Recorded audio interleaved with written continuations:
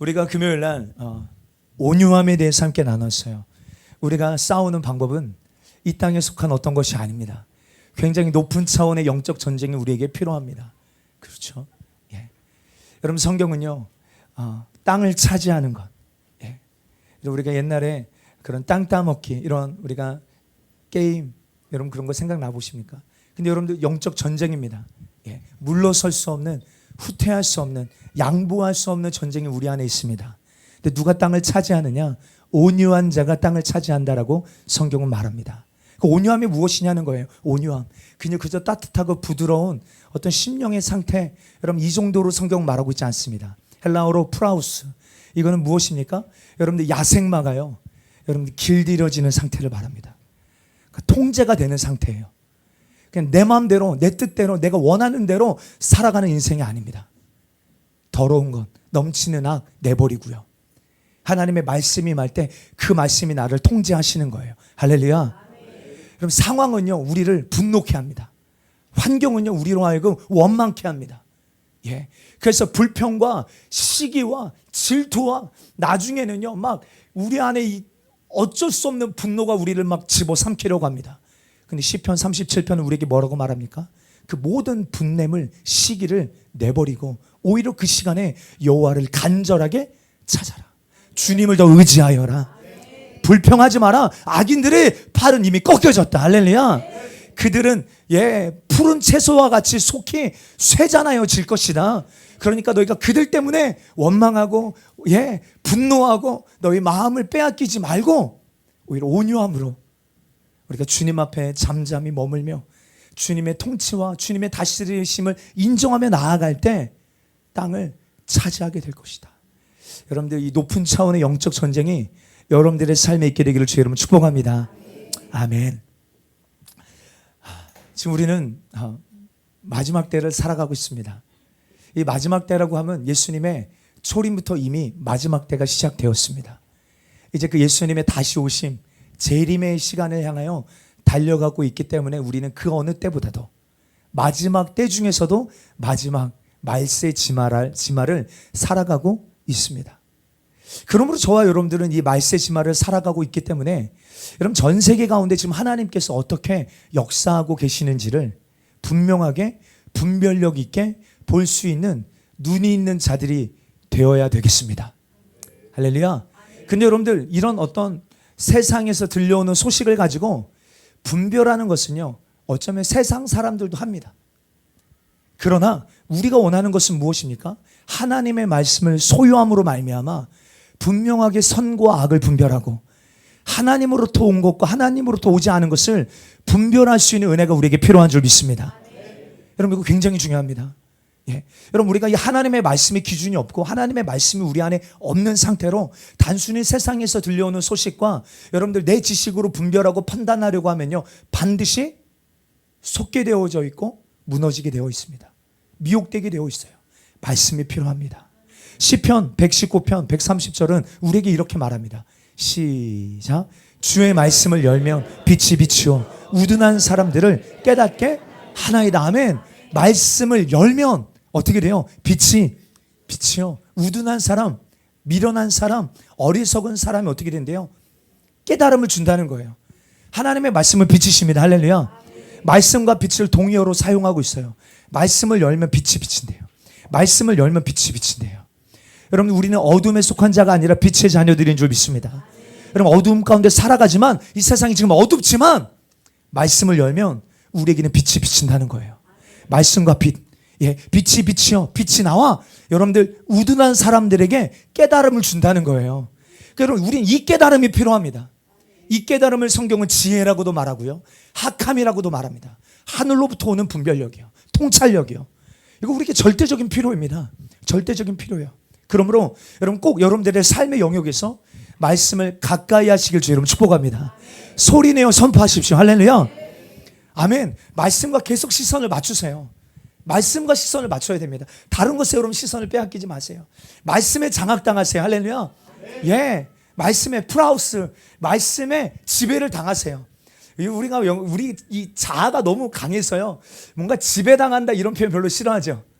통제받는 거, 쇠뇌당하는 거 별로 원하지 않죠. 근데 이거를요 굉장히 영적 단어라고 생각해 보세요.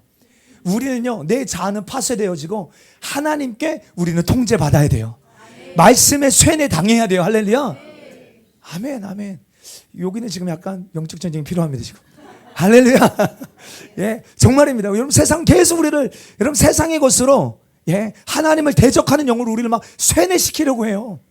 수많은 채널들을 통하여서 우리가 알지 못하는 사이예요. 우리는 하나님의 말씀에 마치 우리가 완전히 장악당하여 나는 없어지고요. 내 자아는 완전히 사라지고 정말 하나님의 말씀으로 길들여지는 상태. 이게 아니면요 우리가 이 전쟁 할 수 없어요. 성경 그렇게 말하고 있습니다. 그러므로 마지막 때가 되면요 정말 우리가 다시 주님 오시는 그 시간 가운데 잠들지 않고 깨어있는 성도 원하십니까? 그날이 우리에겐 도둑같이 마음에 안 되잖아요. 오늘 잘 오셨어요. 오늘 말씀이 여러분들에게 정말 마지막 주님 오시는 그날까지 깨어있게 만드는 능력의 말씀이 될 줄 믿습니다. 우리가 주님 오시는 그날 도둑과 같이 주님 그렇게 오신다고 했으니까요. 수많은 사람들이 잠들어 있는 그때 그럼 도둑처럼 오신다는. 근데 우리에게는 그날이 도둑처럼 오면 안 되잖아요. 깨어 있어야 되잖아요. 그러려면 깨어 있으려면 사실 여러분 우리가 노력한다고 이게 되냐? 안 됩니다. 우리가 그냥 노력한다고 되는 영역이 아닙니다. 정말 하나님께서 강권적으로 우리에게 지혜와 계시를 부어주지 않으시면 절대로 깨달을 수도 없고 이해할 수 없는 영역의 일들이에요. 많은 사람들이 그날과 그때와 그 시에 대하여 관심이 많죠. 주님 언제 오시냐 이 말이에요. 근데 성경은요 이미 먼저 말하고 있는 게 뭐예요? 그날과 그때와 그 시는 아무도 알아요 몰라요? 몰라요. 예수님도 모르고 천사들도 모른대요. 누구만 아신대요? 하나님 아버지만 아신대요. 아버지만 아신대요. 그러니까 우리가 너무 그날과 그때 그 시에 집중할 필요도 없지만 반대로 그날이 어떤 때가 되는지 그때가 가까울수록 어떤 일이 일어나는지 주님이 다 징조와 사인들을 통하여 이런 일을 볼 때 인재가 곧 가까이 문 앞에 이룬 줄 알라고도 하셨어요. 그러니까 여러분 우리가 이 두 태도가 다 필요합니다. 한쪽으로 치우쳐서도 안 되고요. 이 두 영역을 우리는 다 취하면서 맞아. 우리가 그날과 그때와 그 시를 정확하게 알 수 없지만 이런 일들을 통해 주님이 계시하여 주신댔어. 알게 하신대. 사인을 주신댔어. 징조를 통하여 야 이런 일을 보거든 인자가 그 가까이 문 앞에 이른 줄 안다고 하셨어. 알아야 됩니다. 할렐루야. 여러분들 다니엘서 12장 4절을 보겠습니다. 시작. 다니엘아 마지막 때까지 이 말을 간수하고 이 글을 봉함하라. 많은 사람이 빨리 왕래하며 지식이 더하리라. 아멘.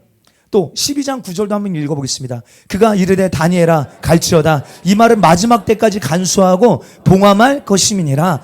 많은 사람이 연단을 받아 스스로 정결하게 하며 희게 할 것이나 악한 사람은 악을 행하리니 악한 자는 아무것도 깨닫지 못하되 오직 깨달으리라. 아멘. 누가 깨달아요? 지혜 있는 자는 깨닫게 된대요. 아멘.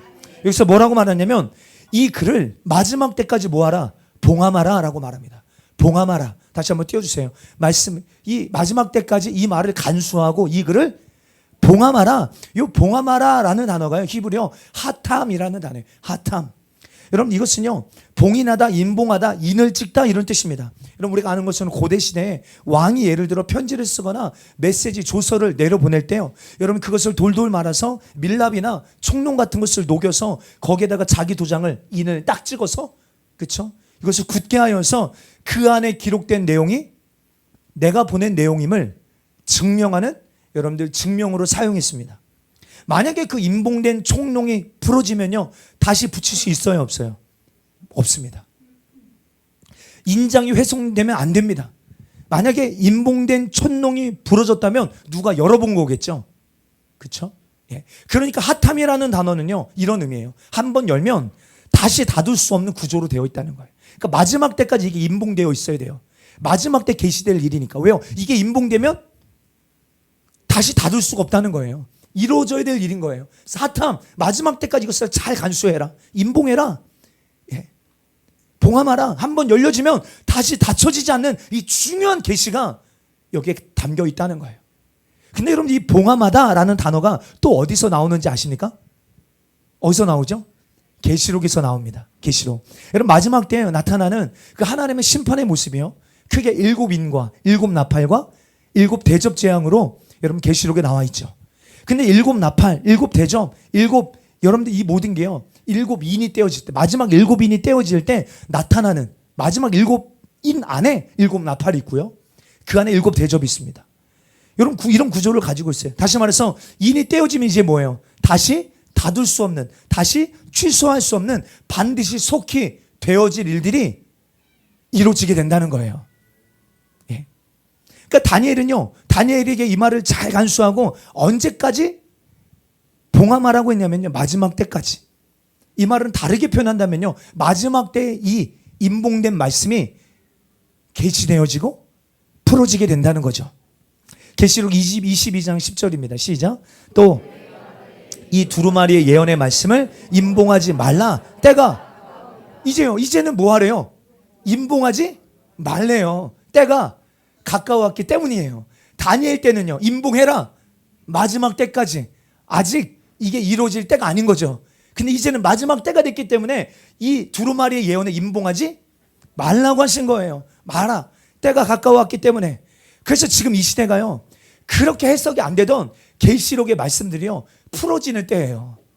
풀어지는 때입니다. 더 갈수록요. 더 명확해집니다. 할렐루야. 더 계시되어지고 더 열리고 더 풀어지는 때를 살아가고 있습니다. 제가 자주 말씀드리지만 여러분 우리나라의 주류 신학 가운데는요. 여러분들 대체 신학이 있습니다. 대체 신학. 여러분 성경에서 말하는 이스라엘을 하나님이 버리셨다. 예. 더 이상 이 지구에 존재하는 이스라엘은 성경에서 말하는 이스라엘이 아니다라고 가르칩니다. 제가 지어서 하는 얘기가 아니라요. 실제 신학교에서도 그렇게 가르치고 많은 목회자들이 이번 지금 이스라엘, 하마스, 이란 이런 전쟁을 앞두고 교회의 성도들에게 그렇게 가르쳐요. 제가 저번에 한번 보여드렸죠. 호산나, 부산의 호산나 교회는 가장 큰 교회입니다. 그 교회 주보의 칼럼에 이 내용이 실려 있어요. 야, 지금 이스라엘은 성경에서 말하는 이스라엘이 아닙니다. 예. 이미 그 이스라엘을 향한 축복은 우리에게 주어졌습니다. 예. 우리가 이제 영적 이스라엘입니다. 이런 이야기들을 여러분 너무나도 해왔어요, 그동안. 그런데 어떻습니까? 이스라엘이라는 나라가 독립하고 실제적으로 성경에 말하고 있는 모든 이스라엘을 향한 예언들이 주님 이스라엘을 버리신 게 아니라 다시 때가 됨으로 돌아오게 하시고 고토로 돌아오게 하시고 할렐루야. 내 입에서 나가는 말이 다시 내게로 돌아오지 아니하고 나의 기뻐하시는 뜻을 이루리라 하신 것처럼 그 모든 이스라엘 향한 예언이, 왜요? 그 예언이 예수님 다시 오실 때 그 마지막을 알리는 중요한 사인이거든요. 이루어진다는 거예요. 그래서 계속 뭐예요? 깨달아지는 것입니다. 이 성경은요 예언과 성취로 되어 있거든요. 예언과 성취로 되어 있는데 정말 여러분들이 조금만 깨어 있어도 말씀을 가지고 세상을 바라보면요 얼마나 빠른 속도로 하나님의 말씀이 성취되어져 가고 있는지를 가늠해 볼 수 있어요. 그래서 제가 이런 표현하는 거예요. 야, 지금 이때는 실감나게 말씀이 믿어지는 때다. 여러분 좌우로 선포해 주세요. 지금은 말씀이 실감나게 믿어지는 때입니다. 시작. 좀 하세요. 저 하세요. 우리 조선 집사님 왜 안 해? 예? 진짜 실감나게 믿어지는 때예요. 실감나게. 예. 심지어 세상 사람들도 뭐라고 말해요? 세상 이슈들을 보면 야 말세다 말세야. 이런 얘기 들어보셨어요? 세상이 돌아가는 이야기 들어보면 야 말세야 말세. 예. 그러니까 말세가 가늠되어지는 시대예요. 세상 사람들도. 근데 교회는 여전히 잠들어 있다면 예 너무 심각한 문제가 아닙니까? 우리 깨어 있어야 될 줄 믿습니다. 그러려면 지혜와 계시형이 부어져야 될 줄 믿습니다. 계시록 5장 1절 이어서 한번 보겠습니다. 시작. 내가 봄에 보좌에 앉으신 이의 오른손에 두루마리가 있으니 안박으로 썼고 7인으로 봉하였더라. 또 봄에 힘있는 천사가 큰 음성으로 외치기를 누가 그 두 마리를 펴며 그 인을 떼기에 합당하냐 하나 하늘 위에나 땅 위에나 땅 아래에 능히 그 두루마리를 펴거나 보거나 할 자가 없더라. 그 두루마리를 펴거나 보거나 하기에 합당한 자가 보이지 아니하기로 내가 크게 울었더니 장로 중에 한 사람이 내게 말하되 울지 말라. 유다 지파의 사자 다윗의 뿌리가 이겼으니 그 두루마리와 그 7인을 떼시리라 하더라. 아멘. 보좌에 앉으신 이가 누구십니까? 하나님이신데 하나님의 오른손에 두루마리가 있어요. 두루마리. 이게 마지막 때 일어날 계시의 비밀들이 담겨 있습니다. 암 밖으로 써져 있대요. 그런데 그게 7인으로 봉해져 있어요. 인이 하나만이 아니라 7인으로 봉해져 있습니다. 누가 그 두루마리를 펴며 그 인을 떼기에 합당한 자냐? 여러분, 누가 그 인을 떼기에 합당한 분이십니까? 예수 그리스도신 줄 믿습니다. 어린 양이신 예수님이 그 7인을 떼기에 합당하신 분이세요. 그러니까 7인이 떼어지면 그 안에 기록된 일들이 이루어지고 징조가 나타나고 예언의 말씀들이 성취되어져 가는 것입니다.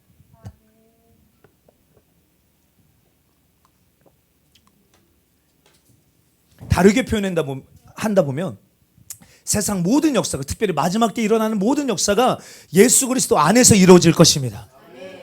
그러니까 마지막 때 어떻게 되어질 거에 대해서 여러분 아무도 모르는데, 아무도 몰라요. 사실 아무도 알 수 없어요. 그러나 오직 그 인을 떼기 합당하신 예수 그리스도 안에 있는 자들은 깨달을 수 있게 될 줄 믿습니다. 믿으셔야 합니다.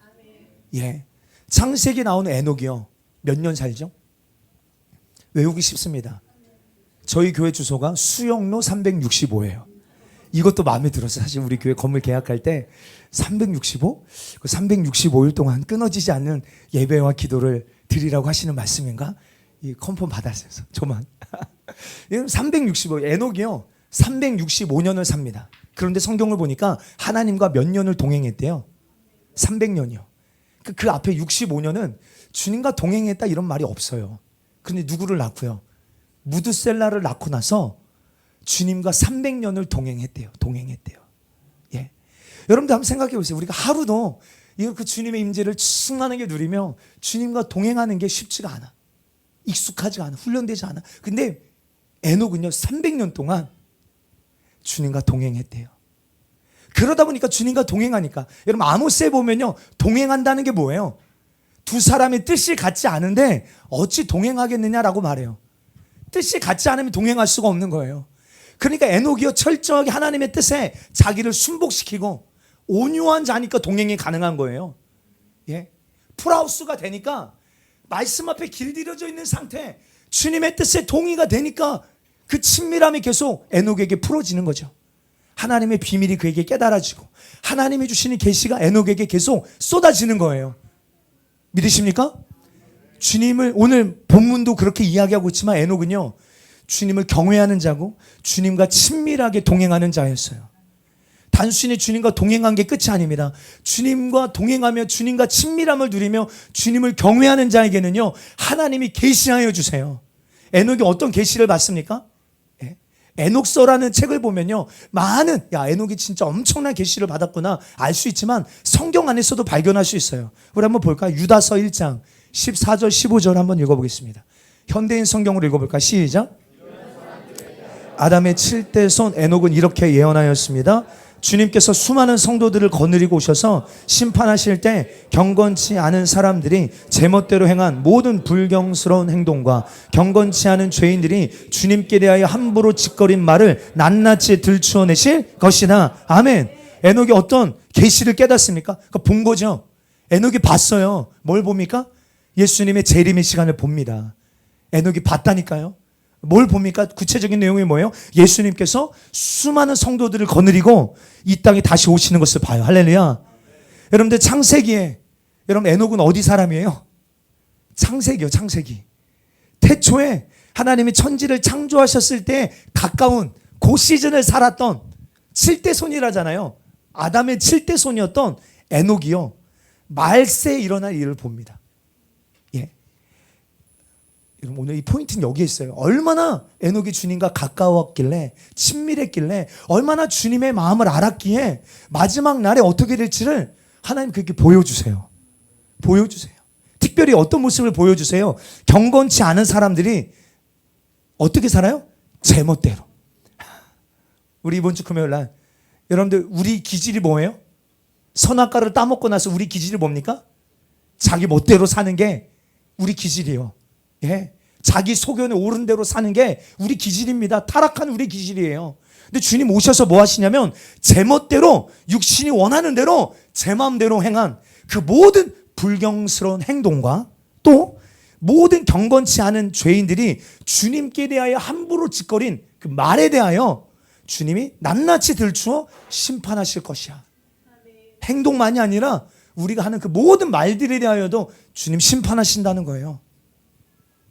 그럼 심지어 에녹이요, 자기 아들의 이름을 무두셀라라고 짓습니다. 무두셀라.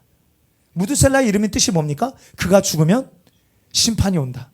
그가 죽으면 심판이 온다. 아들을 낳았는데 그의 이름을 그가 죽으면 심판이 온다. 예. 그러니까 자기 아들이 죽으면 심판이 온다는 것을 미리 안 거죠. 예. 어떻게 알았을까요? 주님이 알려주신 거죠. 예. 복잡하지 않습니다. 주님이 알려주신 거예요. 그러니까 중요한 건 뭐냐면요, 하나님과 동행한 에녹. 하나님과 뭐한 에녹이요?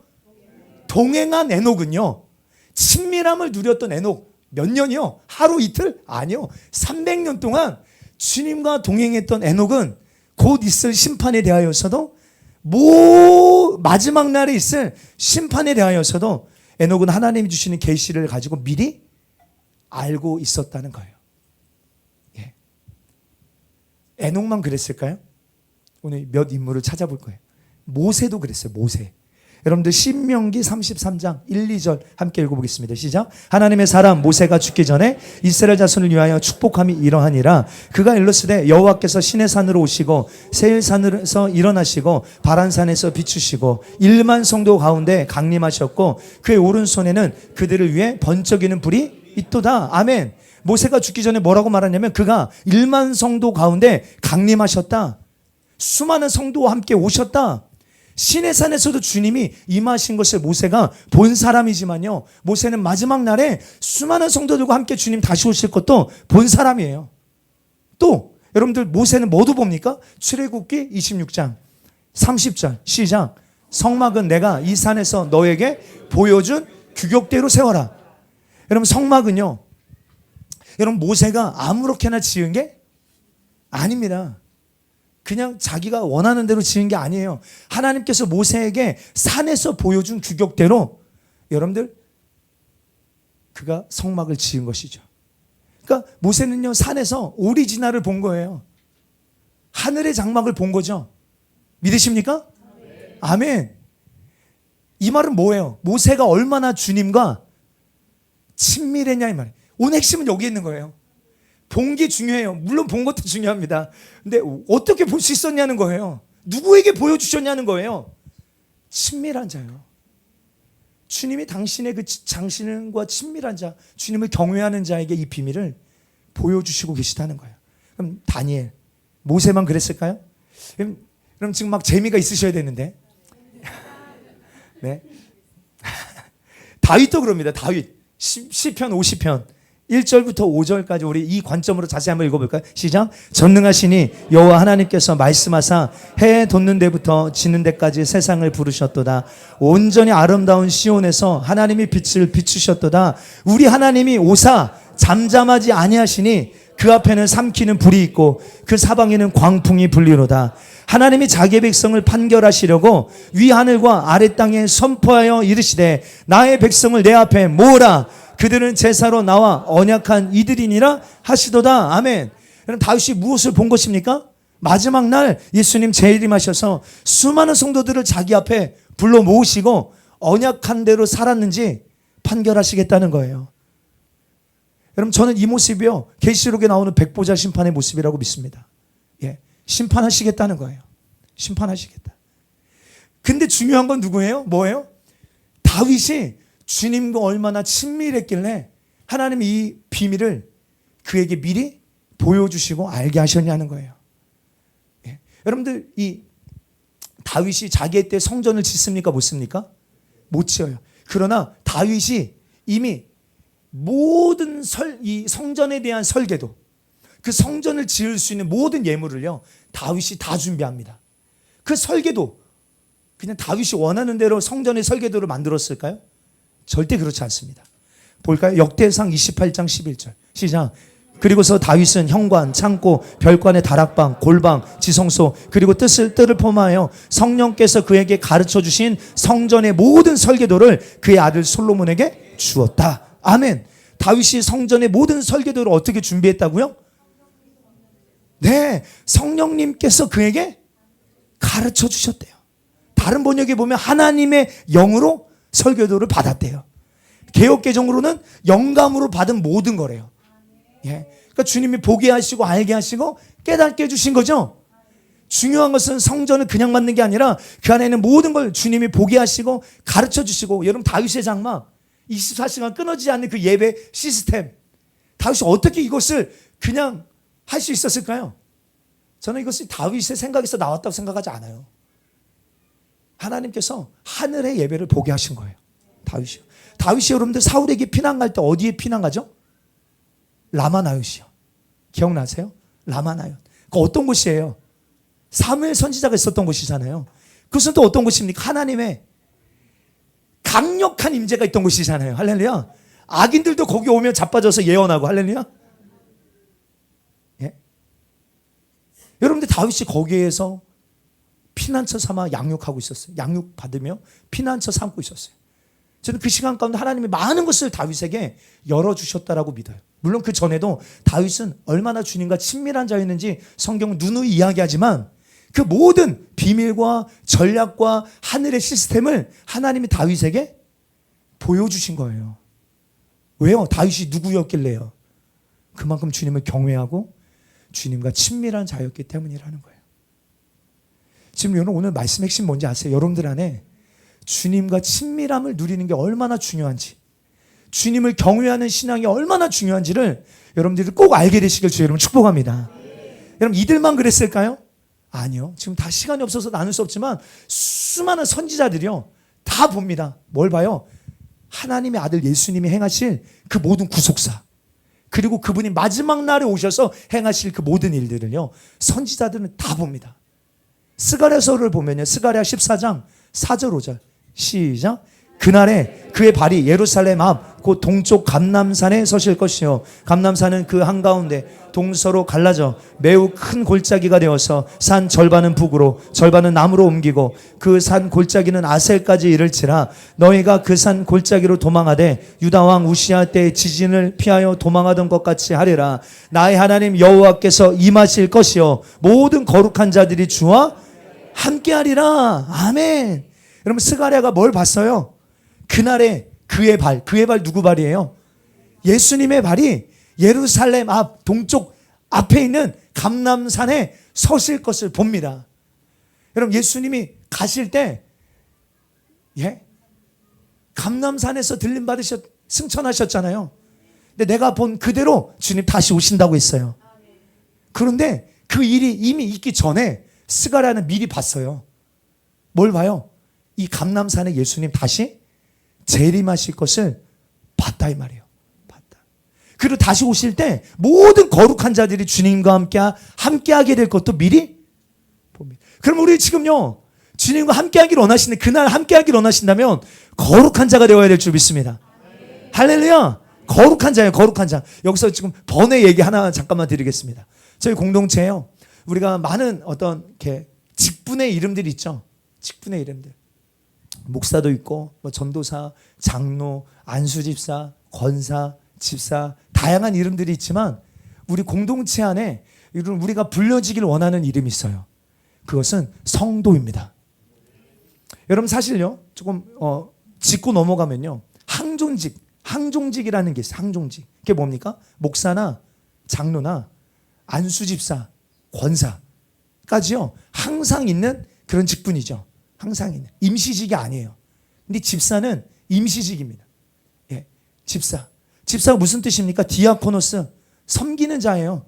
예, 하나님께서 특별히 어떤 영역 가운데 섬기기 위하여 하나님의 집 영역을 맡기는 집사, 말 그대로 집사예요. 예, 이거는 임시직입니다. 1년직이죠. 그래서 서리집사 우리가 보통 그렇게 한국교회에서는 불려지잖아요. 예, 항존직. 그런데 여러분들 우리가 뭐 집사다 아니다. 나 왜 집사로 안 불러? 오늘 여기 제자 세움 수료증 3기 팀 우리 있는데 여기 제가 다 성도로 썼거든요. 여러분 또 시험 들지 않게 되기를 축복합니다. 난 집사인데 왜 성도로 썼지 하시면 안 돼요. 여러분 성도가 어떤 뜻입니까? 성도요. 거룩한 무리. 맞아요. 거룩한 무리요. 조금 더 깊이 말하면요, 하나님만을 섬기기 위하여 거룩하게 구별된 무리예요. 여러분 우리 모두 다 성도로 부르시길 주의 이름 축복합니다. 또 성도가 되시기를 바랍니다. 할렐루야. 아멘. 그래서 집사라는 이름, 우리 교회는 사실요, 집사로 임명한 사람 몇 명 안 돼요, 지금. 예. 그래서 여러분들, 우리가 타 교회에서 저희 교회 이렇게 등록하신 분들도 계시잖아요. 그러니까 집사로 부르기보다는 성도라고 우리 함께 다 부르십시오. 성도라고. 여러분, 이게 더 놀라운 선언인 줄 믿습니다. 할렐루야. 예. 혹시, 저는 불만입니다. 저는 집사로 불러주십시오. 집사 임명해버리게, 아예. 네? 네. 성도, 거룩한 무리.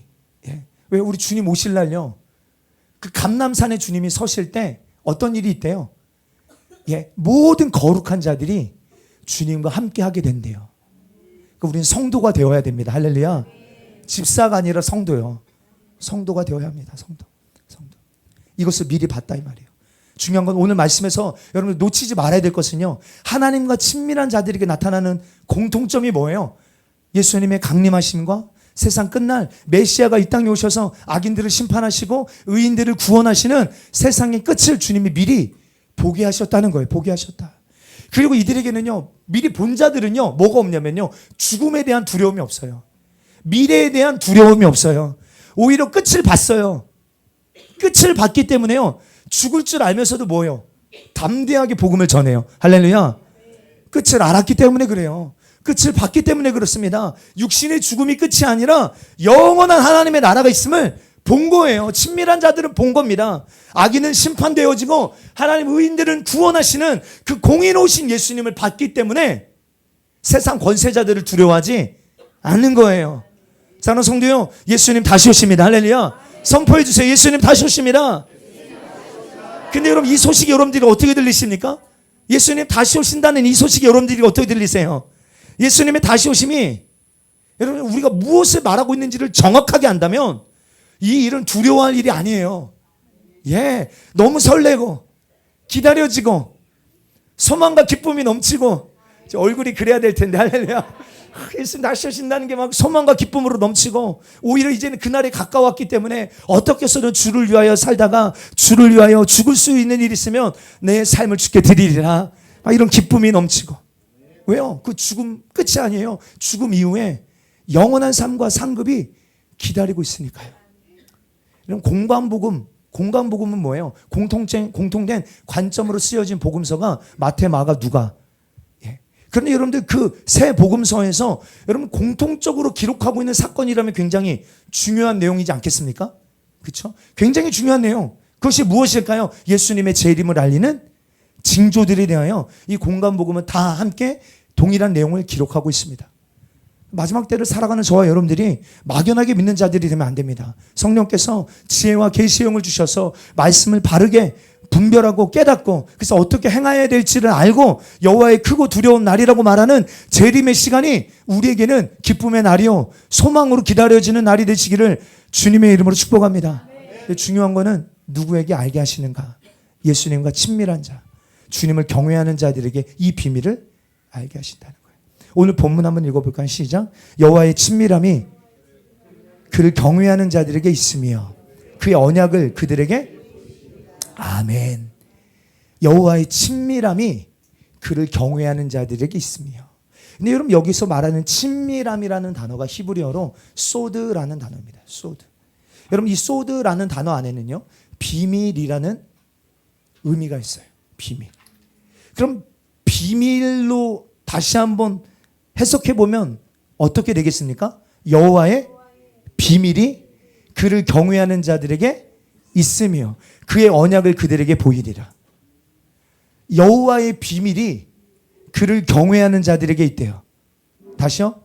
그의 언약을 그들에게 보이신다고 하셨는데 누구에게 보이시냐면 여호와를 경외하는 자들에게 여호와의 비밀을 보여주시겠다는 거예요. 비밀은 아무에게나 말하는 게 아니죠. 예? 비밀, 여러분들의 통장번호 아무에게나 말하지 않죠? 비밀은 아무에게나 말하지 않습니다. 정말 내가 신뢰하는 사람, 믿을 수 있는 사람에게만 이야기해 줄 수 있는 거예요. 그러니까 이만큼 주님과 이만큼 친밀할 때, 주님을 경외할 때 하나님의 비밀이 그 사람에게 풀어지는 거예요. 예, 하나님의 계획이 그 사람에게 알려지는 거예요. 하나님의 언약을 완전히 깨닫게 해주신다는 거예요. 할렐루야. 성경에서의 언약을 소유한다는 거는요, 예, 언약을 소유한 자들이 얻게 되는 게 뭐예요? 생명입니다. 언약을 소유한 자들이 얻게 되는 건 생명이에요. 성경에서 말하는 언약의 성취, 언약의 완성을 이루신 분이 누구시죠? 예수님이시죠. 예수님이시잖아요. 그러므로 그 언약을 소유한 자들이 얻게 될 건 뭐냐면요, 그 안에 있는 생명이에요. 근데 영원한 생명을 얻을 수 있는 방법을 아는 자들 얼마나 될까요? 다시요. 그 언약을 소유한 자들은요, 생명을 얻어요. 그리고 그 언약을 성취하고 이루신 분은 예수님이세요. 그러면 우리는 그 언약 안에 있는 생명을 얻을 수 있는 방법을 알아야 되잖아요. 오늘 이 시대 가운데 그 방법을 아는 자들이 몇이나 될까요? 예. 하나님이 우리를 죄와 저주와 죽음에서, 사망에서 건져내기 위하여 내 아들을 이 땅에 보낼 텐데, 너희가 그 아들을 믿으면 영원한 생명을 얻을 거야. 네 어떤 선행이 아니라 그 아들을 믿으면, 예수 그리스도를 믿으면, 예수님을 주와 그리스도로 믿으면 영원한 생명을 얻게 될 거야. 여러분, 하나님이 우리에게 주신 언약의 핵심이 바로 이거 아닙니까? 그런데 이 비밀은 하나님을 경외하는 자들에게만 완전히 깨닫게 하신다는 거예요. 예? 세상을 보십시오. 하나님을 경외하는 자들입니까, 세상이요? 아니요.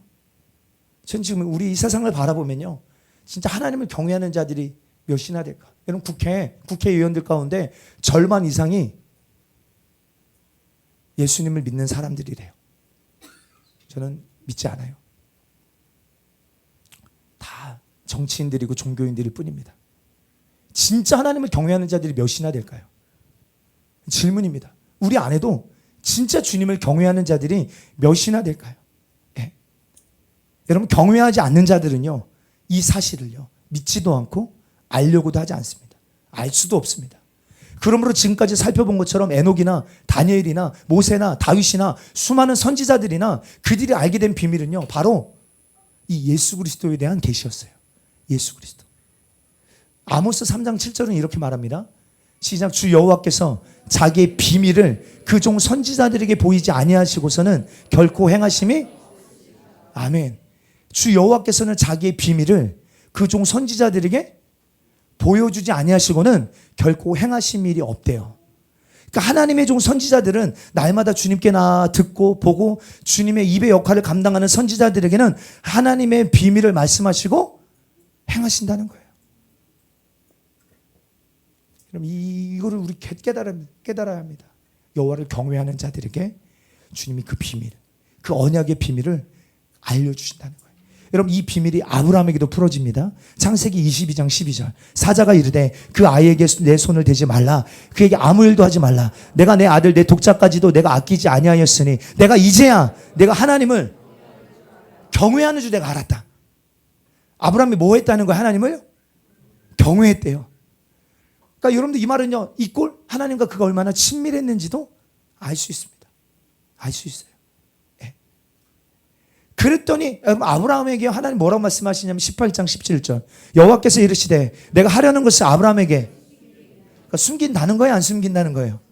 안 숨기신다는 거죠. 아브라함에게 숨기지 않겠다는 거예요. 내가 하는 일을 아브라함에게 내가 숨기지 않을 거예요. 왜? 그는 내 친구고 나와 친밀한 자고 그는 나와 나를 경외하는 자이기에 내가 하는 일을 그에게는 숨기지 않을 거야. 여러분, 실제로요, 여러분, 아브라함은요, 출애굽의 비밀을요, 몇백 년 전에 미리 알아요. 예, 우리 그냥 넘어가는 내용이지만 아니요, 굉장히 중요한, 여러분들 우리에게 중요한 가르침이 있어요. 15장, 출애굽기 15장 16절에 보면 내 자손은 4대 만에 이 땅으로 돌아오리니 이는 아모리 족속의 죄악이 아직 가득 차지 아니함이니라 하시더라. 아브라함아, 너희 자손이 4대 만에 이 땅으로 돌아오게 될 거야. 이 땅으로 돌아오게 될 때 이루어지게 되는 사건이 뭐죠? 유월절 사건이잖아요. 유월절 사건.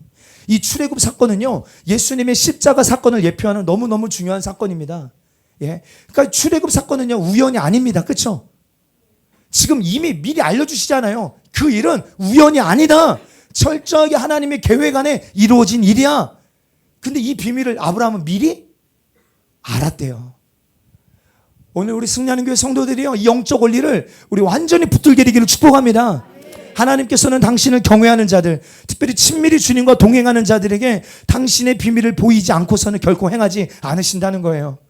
숨기려는 분이 아니라 알려주려 하시는 분인데, 주님을 경외하는 자들, 오늘날도 그렇지 않습니까? 마지막 때 일어날 일들을요, 주님은 우리에게 알려주기를 원하세요. 할렐루야. 가르쳐 주기를 원하신다고 저는 믿어요. 그런데 중요한 건 뭐예요? 누구를 찾으시는 거예요? 이 비밀을 가르쳐 주기를 원하시는데 누구에게 알려주시는 거예요? 주님을 경외하는 자요. 주님을 경외하고 친밀히 거하는 자들에게 알려주시려고 지금도 주님은 그런 자들을 찾고 계신다는 거예요. 찾고 계신다. 우리가 아는 것처럼 노아도 에녹처럼 노아요, 노아. 여러분 굉장히 중요한 말씀이에요. 노아도 에녹처럼 성경에서 특별히 창세기에서 하나님과 동행하는 자였대요. 성경에서 주님과의 관계에서 최고의 표현이 뭐냐면 동행이에요. 동행. 할라크. 주님과 동행하였대요. 에녹만 동행한 게 아니에요. 노아도 동행합니다. 창세기 6장 9절에 이것은 노아의 족본이라 노아는 의인이요 당대의 완전한 자라 그는 하나님과 동행하였대. 동행하였대. 그러니까 얼마나 노아는 그냥 방주만 치는 게 아니에요. 노아는 주님과 동행했어요. 주님과 친밀했어요. 주님을 경외했어요. 근데 이 노아에게요, 하나님은 당신의 비밀과 계획을 알려주세요. 노아가 하나님을 경외했다라는 것을 히브리서 11장은 이렇게 말합니다. 한번 읽어볼까? 시작. 믿음으로 노아는 하나님께서 아직 보이지 않은 일에 대하여 경고하셨을 때 하나님을 경외하고 방주를 마련하여 자기 가족을, 여러분들 그 아직 일어나지 않은 일에 대하여 경고함을 받았을 때 노아의 상태가 어땠다고요? 하나님을 경외하는 상태였다는 거예요. 하나님을 경외하고 있었대요. 예. 그래서 이 비밀을 알게 하신 거죠. 그리고 더 여러분 중요한 건 뭐예요? 방주를 준비한 이 경외함으로 주님이 자기에게 명령하신 대로 방주를 다 준비했던 노아에게 홍수가 일어나기 7일 전, 예, 이 하나님의 심판의 비밀을 그에게 또 알려주세요. 한번 볼까요? 창세기 7장 4절 시작. 지금부터 7일이면 내가 40주야를 땅에 비를 내려 내가 지은 모든 생물을 지면에서 쓸어버리리라. 그러니까 무드셀라가 이때 살아있었을까요? 안 살아있었을까요? 예, 살아있죠. 그가 죽으면 심판이 온다고 했으니까. 예. 근데 여러분들 노아에게는 더 특별한 계시가 와요. 뭐예요? 7일이 지나면 내가 40주야를 땅에 비를 내려 모든 생물을 땅의 지면에서 쓸어버리겠다. 그러니까 미리 주님을 경외하고 주님과 친밀히 거하는 노아에게는 주님이 알려주세요. 미리 깨닫게 하세요. 여러분 우리가 요 몇 주간 한 2달간 계시록 2장 3장을 암송하면서 성령의 교회에게 하시는 말씀을 들어라. 성령의 교회에게 하시는 말씀을 들을지어다. 이 반복되는 말씀을 우리가 마음에 새기면서요, 주님의 마음을 느껴요. 우리 주님은 자기의 비밀을 이제 숨기기를 원하시는 분이 아니라 알리기를 원하시는 분인데 그분의 비밀을 들을 자들을 찾고 계시는구나. 그 비밀을 들을 자들을 찾고 계시는구나. 정말 경외하는 자들. 주님 앞에 친밀히 거하며 주님 앞에 잠잠히 머무는 자들을 찾기를 원하시는구나. 제발 성령의 교회에게 하시는 말씀을 들을 수 있는 우리 귀 있는 자들이 다 되시길 주님의 이름으로 축복합니다. 예, 우리 한 사건만 더 이야기하고 기도하겠습니다. 다니엘서 2장을 보면요, 느부갓네살이 왕이 된 지 2년 만에 꿈을 꿉니다. 근데 그 꿈으로 해몽하고 싶어서 그 당시에 바벨론에 있는 모든 지혜자들, 박수, 술객, 점쟁이, 점성술사 다 불러서 내가 꾼 꿈과 꿈 해석을 내게 말해라 라고 말합니다. 아니 꿈이 뭔지는 말해주고 해석을 해몽을 해달라고 부탁해야 되는데 느부갓네살이 꿈도 말해주지 않고 내가 꾼 꿈이 뭔지도 그리고 꿈의 해몽이 뭔지도 내게 말해다오. 근데 아무도 이 은밀한 일에 대하여 알 수 있는 자들이 없습니다. 이 지혜자들이 뭐라고 말합니까? 왕께서 물으신 것을 말씀해 드릴 수 있는 사람은 이 세상에 아무도 없습니다. 신이 아니면 이것을 당신에게 알게 해줄 수 있는 사람은 아무도 없습니다. 여러분 이 말은 뭐예요? 자기들이 믿고 있는 신이 가짜라는 거를 자기들이 지금 스스로 고백하고 있는 장면입니다. 그렇죠? 근데 이때 다니엘이요, 우리에게 시간을 주시면 왕에게 그 해석을 알게 해드리겠습니다 라고 말해요. 예. 여러분 우리가 먼저 내용 나눠볼게요. 느부갓네살이 꾼 꿈이 여러분 결국 무슨 내용입니까? 한 신상을 보는데 머리는 금으로 되어 있어요. 가슴과 팔은 은으로 되어 있습니다. 배와 넓적다리는 동으로 되어 있고요. 두 종아리는 쇠로 되어 있고 발은요, 일부는 철로, 일부는 진흙으로 되어 있습니다. 그런데 보니까 손대지 아니하는 돌이 하나 훅 날라오더니 그 쇠와 진흙으로 낸 발을, 신상의 발을 쳐서 완전히 이거를 다 뭐예요? 무너뜨려 버립니다. 그러면서 해몽을 해줘요. 머리는 왕이십니다. 바벨론이죠. 예. 그리고 가슴과 팔은 왕 다음에 세워질 나라, 페르시아, 바사와 메데. 그 다음 배와 넓적다리는 그리스 헬라. 예. 그리고 두 다리는 철, 로마. 이제 우리는 지금 이 역사를 통해 이미 다 알아요. 그렇죠? 그 나라가 어떤 나라였는지. 그리고 마지막에 등장하게 될 그 열 발가락의 나라. 예. 일부는 철, 일부는 진흙. 근데 중요한 건 뭐예요? 이런 적그리스도의 나라가 마지막 때 일어나지만 손대지 아니한 돌이 날라와서, 이 말은 뭐 예수 그리스도가 오셔서 모든 나라들, 하나님을 대적하는 모든 나라들을 쳐서 무너뜨리시는 이 하나님의 비밀, 하나님의 계획을 다니엘에게 깨닫게 하신 거예요. 할렐루야. 와, 여러분, 이 모든 게 하나님의 구속사죠. 인류의 역사가 어떻게 끝나게 될 것인지 느부갓네살의 꿈을 통하여서 다니엘이 하나님 이것을 해몽하게 하시고 알게 하세요. 다니엘서 2장 44절에 이 여러 왕들의 시대에 하늘에 하나님이 한 나라를 세우시리니 이것은 영원히 망하지도 아니할 것이요 그 국권이 다른 백성에게로 돌아가지도 아니할 것이요 도리어 이 모든 나라를 쳐서 멸망시키고 영원히, 할렐루야, 아멘, 주님이 세우시는 영원한 나라가 도래하게 될 것입니다. 그럼 다니엘이 이거 어떻게 알았을까요? 다니엘이 이거 어떻게 알았을까요? 2장 17절부터 보면 야, 왕이 꿈 해몽 내놔라 라는 이야기를 듣고 난 다음에 다니엘은 집으로 돌아가서 자기의 친구 하나냐와 미사엘과 아사랴에게 그 사실을 알려주고 그 친구들에게 말합니다. 너희와 나는 다른 바빌론의 지혜자들과 함께 죽지 않도록 하늘에 하나님이 긍휼을 베풀어 주셔서 이 비밀을 알게 하여 주시기를 간구하자. 바로 그날 밤에 다니엘은 환상을 보고 그 비밀을 밝게 알게 되었다는 거예요. 여러분, 여기서 먼저 중요한 게 뭐예요? 다니엘이요, 이 사실을 친구들에게 알리고 하늘에 하나님이 긍휼을 베풀어 주셔서 이 비밀을 알게 하여 주시기를 함께 간구합니다. 오늘 우리도 앞으로 다가올 시대요, 마지막 시대 가운데 이 하나님의 비밀을 깨닫고 함께 준비할 수 있는, 그날을 준비할 수 있는 동역자들이 있게 되기를 주님 축복합니다.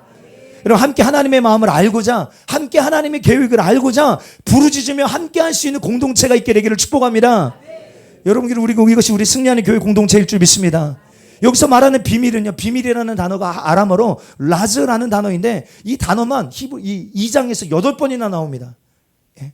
근데 이 하나님의 비밀이 어떻게 다니엘에게 밝혀지냐면, 다니엘이 뭐 한 거예요? 하나님 앞에 기도했죠. 간구했죠. 여러분, 우리가 잘 아는 예레미야 33장 3절 시작. 너는 내가 내게 네가 알지 못하는 크고 은밀한 일을 내게, 아멘. 다니엘은요, 두려워하지 않고 낙심하지 않고 절망하지 않고 육신의 눈에 보이는 어떠함 때문에 두려워하지 않고 하나님 앞에 부르짖어 기도했어요. 친밀함의 자리로 나아갔어요. 하나님의 주권과 통치를 인정함으로 경외하는 자리로 나아갔어요. 그러자 그날 밤에 하나님이 세계 경영의 비밀을 다니엘에게 보여주어 버리세요. 단순히 꿈 해몽이 아니에요. 마지막에 세계 역사가 어떻게 될 것인지에 대하여 다니엘은 미리 먼저 본 겁니다. 예.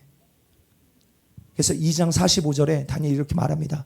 대왕께서는 사람의 손도 대지 않았는데 산에서 떨어진 돌이 날아와 철과 녹과 진흙과 은과 금을 쳐서 부수터는 것을 보셨습니다. 이것은 크신 하나님이 장차 일어날 일을 왕에게 보여주신 것입니다. 제가 왕에게 말씀드린 꿈과 해몽은 확실하고 믿을만합니다.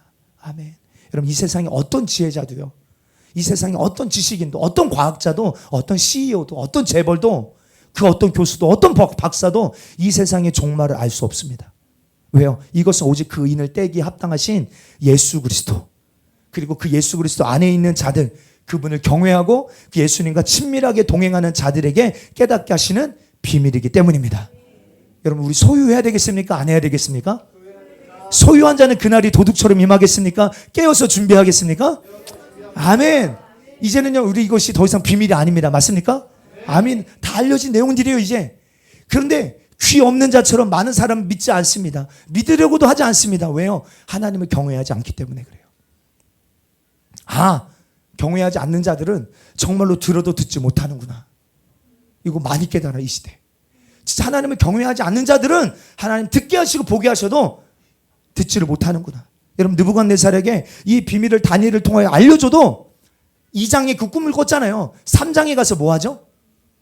금신상 만들어요. 머리가 누구였어요? 자기요. 바벨론이요. 근데 3장이 뭘 만들어요? 금으로 된 신상을 만들어요. 발끝까지 금으로. 뭘 말하는 걸까요? 자기의 나라가 영원하다. 하나님이 보여주셨어요. 하나님의 구속 역사가 어떻게 이루어질지, 다 끝이 어떻게 될지, 하나님을 대적하는 나라가 어떻게 산산조각 날지 알게 하셨어요. 그러면 느부갓네살 뭐 해야 돼요? 하나님을 경외해야 되잖아요. 경배해야 되잖아요. 근데 3장에 가서 그게 아니라 뭐예요? 금신상 만들어 놓고 나의 나라가 영원하다라고 외쳐댑니다. 예. 그래서 여러분 결국 어떻게 되죠? 7년 동안 미친 사람처럼 짐승처럼 풀두덩 먹고 살아가요. 사랑하는 성도요, 우리 마지막 때 진짜 귀 있는 자가 되어야 됩니다. 하나님을 경외하는 자가 되십시다. 정말 주님과 친밀함을 놓치지 마십시다. 할렐루야. 들어도 듣지 못하고 우리 심령이 완고한 자가 되어서 여러분들 주님의 이 비밀을 알지 못하는 자 되지 마시고요, 경외함으로 날마다 주님 앞에 나아가 또한 부르짖으며 주님께 묻고 듣기를 원하는 심령 다 되게 되시기를 주의 이름으로 축복합니다. 그리고 깨닫게 된 이 비밀을 나만 가지고 있는 자가 되면 안 돼요. 우리는 다시 담대하게 선포하며 다시 이 예언의 말씀을 예언하는 자들이 되어야 될 줄 믿습니다. 다시 예언하는 거예요. 주님 우리 깨닫게 하셨잖아요. 근데 아직 일어나지 않은 일이잖아요. 앞으로 일어날 일이잖아요. 우리 뭐 하는 거예요? 다시 예언하는 거예요. 다시 예언하는 입술이 되게 되기를 주님 축복합니다. 예. 그래서 7년이 지난 다음에 느부갓네살이요, 정신이 돌아왔을 때 뭐예요? 가장 높으신 하나님을 경배하고 찬양하게 됩니다. 예. 그래서 우리는 주님 우리에게 먼저 알게 하신 이유가 뭐예요? 야, 너만 구원받고 너만 그날을 깨워 준비해라, 이게 아니에요. 우리가 가서 뭐 해야 돼요? 예, 이 비밀을 알지 못하는 자들, 우리가 전해주지 않으면 그들은 듣지 못해요. 사람의 지식으로는 하나님을 알 수가 없대요. 예, 전도하지 않으면, 전파하지 않으면, 증언하는 자가 증인이 증언하는 입술로 선포하지 않으면 그들이 알 길이 없어요. 우리가 다시 예언해야 될 줄 믿습니다. 말씀을 정리해 보겠습니다. 십자가의 도가 멸망하는 자들에게는 미련해 보이는 일이에요. 그러나 구원을 얻은 우리에게는 하나님의 능력. 여러분 이 말씀만 봐도 이건 우리에게 그들에게는 비밀이죠. 멸망하는 자들에게는 십자가의 도가 미련하게 보인대요. 비밀로 가려져 있는 거죠. 근데 구원을 얻은 우리에게는요, 하나님의 능력이래요. 여러분 성경에서 말하고 있는 가장 큰 비밀이 뭘까요? 물론 예수님 다시 오시는 거 맞아요. 그러나 성경에서 말하고 있는 가장 큰 비밀은요, 하나님의 아들 예수 그리스도께서 우리의 모든 죄와 저주와 사망의 문제를 해결하시려 이 땅에 오셔서 2000년 전에 이 땅에 오셔서 십자가에서 우리 모든 죄를 대신 짊어지시고 우리 모든 죄를 속죄하시고 우리를 대신하여 위하여 죽어주심으로 말미암아 여러분 우리 모든 죄에서 우리가 자유케 되었고 그 주님을 믿음으로 말미암아 구원을 얻게 되어진 사실입니다. 복음이 그래서 뭐예요? 복음은 예수님이 그리스도시다 라고 말씀드렸는데 이 사실이요, 가장 큰 비밀이에요. 가장 큰 비밀. 예수님이 나의 구원자라는 사실을 여러분 유대인들은 지금 이거 알아요, 몰라요? 많은 유대인들은 이게 여전히 가려져 있어요. 깨닫지를 못해요. 비밀이에요, 그들에게는. 근데 마지막 때는 이 비밀이 되지 않게 하시겠대요. 할렐루야. 아멘, 아멘. 예. 예수님 나의 구원자라는 사실, 나의 주인이라는 사실을 믿어야 영원한 생명을 누릴 수 있다는 이 놀라운 진리가 이 세상에서는 가장 큰 비밀이에요. 가장 큰 비밀. 근데 이 사실을 여러분들에게는 온전히 계시되어지고 여러분 이 사실이 믿어지고 할렐루야, 이 십자가의 능력으로 온전히 누리게 되는 여러분들 되시길 주 이름 축복합니다. 비밀이 되지 않기를 바랍니다. 지식적으로가 아니라 이 십자가의 사랑이 나를 살리기 위한 하나님의 유일한 방법이에요. 나를 살리시길 위한 하나님의 유일한 방법이 십자가 예수 그리스도 사랑입니다. 이 사실을 깨달아지고 이 비밀을 믿음으로 소유하는 저와 여러분들이 되십시다. 그리고 먼저 내가 만나고 소유하고 가진 자 되어 여러분 다른 사람에게도 이 비밀을 전해주고 그래서 그들도 주님을 만날 수 있도록 이 비밀이 여러분들의 가정에도 온전히 풀어지고 이 비밀이 여러분들이 가는 도시마다 풀어지고 할렐루야, 이 비밀이 이 나라 가운데도 온전히 풀어질지어다. 우리 시간 한번 다 같이 잘해서 일어나시겠습니까? 우리 시간 이 말씀하면 골로새서 우리 1장 우리 26절 27절 말씀 우리 한번 선포해 보겠습니다. 시작. 이 비밀은 만세와 만대로부터 감추어졌던 것인데 이제는 그의 성도들에게 나타났고 하나님이 그들로 하여금 이 비밀의 영광이 이방인 가운데 얼마나 풍성한지를 알게 하려 하심이라. 이 비밀은 너희 안에 계신 그리스도니 곧 영광의 소망이니라. 할렐루야. 이 비밀은 뭐예요? 너희 안에 계신 그리스도라. 할렐루야. 만세와 만대로부터 감춰졌던 건데 이 비밀은 이제 그의 성도들에게 나타났도다. 우리를 구원하시려고 하나님이 정하신 놀라운 구원의 비밀이 여러분들에게 온전히 계시된 거예요. 여러분 경험되어질지어다. 또 여러분들의 비밀을 말씀드립니다. 계시록 10장 7절입니다. 시작. 일곱째 천사가 소리내는 날 그의 나팔을 불려고 할 때 하나님이 그의 종 선지자들에게 전하신 복음과 같이 하나님의 그 비밀이 이루어지리라 하더라. 할렐루야. 또 비밀이 뭡니까? 마지막 날 일곱 번째 천사가 나팔을 불 때 그 나팔 소리와 함께 우리 예수님 다시 오실 것입니다. 다시 오실 것입니다. 하나님이 그 종 선지자들에게 전하신 복음과 같이 하나님의 그 비밀이 반드시 이루어질 것입니다. 그럼 우리는 그 주님을 경외하는 자가 되어 여러분 우리는 그날 이 비밀을 깨닫고 깨어있는 성도가 되어야겠습니다. 마지막 하나만 더 비밀 말씀드릴까요? 고린도전서 15장입니다. 시작. 보라 내가 너에게 비밀을 말하노니 우리가 다 잠잘 것이 아니요 마지막 나팔에 순식간에 호련히 변화되리니 나팔 소리가 나매 죽은 자들이 썩지 아니할 것으로 다시 살아나고 우리도 할렐루야. 내가 너에게 비밀을 말한다. 우리 예수님 다시 오실 때 마지막 나팔 소리가 들릴 때 주님 다시 오실 때 우리 가만히 있는 게 아니라요 부활의 몸으로 변화될 거예요. 휴거될 것입니다. 영원한 새하늘과 새 땅에서 새 예루살렘에서 영원히 주님과 살게 될 거예요. 여러분 이것이 우리가 소유하는 비밀인 줄 믿습니다. 주여 이 비밀이 우리에게 온전히 열리게 하여 주옵소서. 깨달아지게 하여 주옵소서. 온전히 누리게 하여 주옵소서. 십자가 사건에 십자가에서 이루신 사건이 구원의 비밀의 사건이 하나님 오늘 우리 삶에 온전히 열려지고 이 마지막 때 이 종말의 비밀이 우리에게도 환히 열리는 여호와를 경외하는 자들에게 도와 주옵소서. 여러분 다 같이 두 손 높이 들고 주여 한번 외치고 기도하겠습니다.